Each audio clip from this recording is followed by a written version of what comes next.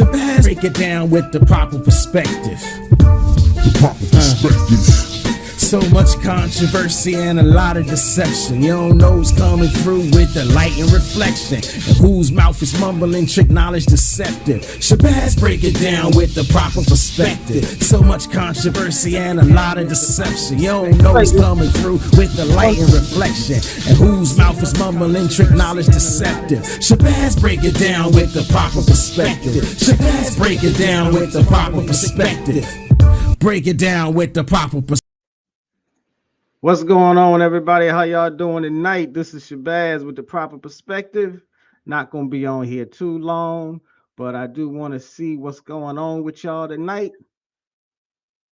Coming to you live, youtube.com/@theproperperspective. I just got one statement to get off my mind, as long as I know for sure that everything is sounding correct and copacetic.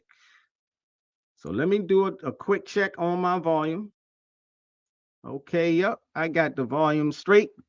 Now, here's my question for the night. Like I said, I'm not going to be on here too long. I promise you that. But here's my question. I want to get something straight, or I at least want to present this little block of information. And if you want to tell me I'm wrong, then please do so on the message board, so to speak. But let me get this straight, because I need to make sure I'm on the same page as y'all about what just went down in the Oval Office, or on the front lawn of the Oval Office. I think they called it the South Lawn. Now, let's take it back for a second. Last year, Mr. Musk, Muskie Man's net worth got whooped like a sharecropper behind on his debt, dropping down to 176 billion. Oh, the poor billionaire.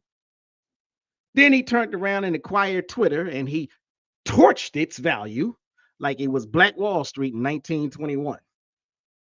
And he went further on and dragged his own brand through the mud like a slave on a chain gang, which sent Tesla stock falling to $142. Then, just when he needed a miracle, right in the nick of time, he hitched his little wagon on over to orangutan like a house Negro, hoping to stay in Massa's good graces. And just like that, Tesla's stock more than doubled, sending Muskie's fortune back over the 400 billion mark. But not because he innovated something, not because of consumer demand, but because investors saw his little backroom handshake deal with orangutan as the next Reconstruction era land grab. So here's my question, here's one of my questions. So what happens when your billions are built on political hustle? You end up on a short leash. But watch for the hook. Let's be clear. It ain't Musk that's on the short leash. It's orangutan. Now, why do I say that? Oh, Muskie Musk says jump, and orangutan pushes Dogecoin like it's the new Freedman's Bank. And we should all know how that ended. If you don't know how that ended, you need to brush up on your Black history. Oh, Muskie Musk says roll over, and orangutan wipes out the Consumer Financial Protection Board, leaving working folks defenseless.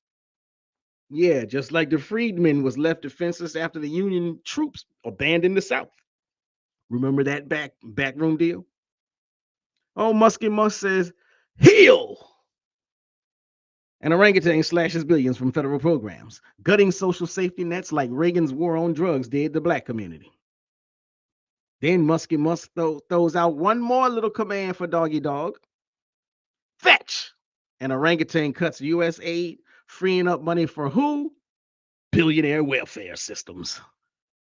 Because apparently the plantation owners are still collecting reparations. They just don't necessarily call it that, but that's what it is.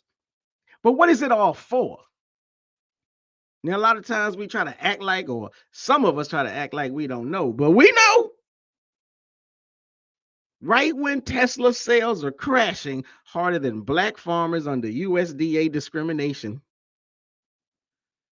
and the Cybertruck rollout is flopping worse than post-Civil War Black land ownership, Orangutan suddenly announces a 400 million government contract for what? Armored cyber trucks. Essentially a high-tech overseer wagon. The things can't even get through snow, but hey, that's another story. But who's sitting there quietly watching it all unfold? Y'all remember them photos of the unelected people sitting in the White House?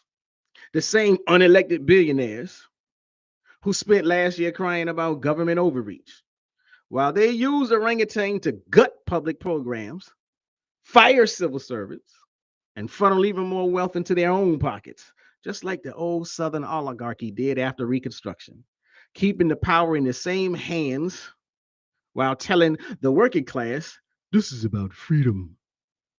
Nah, let's just call it what it is. And again, like I said, if I'm wrong, please let me know. But let's call it what it is. This was never about efficiency. The Department of Grift. It's not about efficiency. It's not about rebuilding America. It's all about grift from day one. That's all it's ever been. A modern day black code style hustle where black America, where working class white America, and anyone who ain't got a private jet in their backyard will be left footing the bill. That's all I got to say about it. This has been Shabazz with the proper perspective. Please tune in when I do my lives, my much longer streams. But until we meet again, my good people, peace.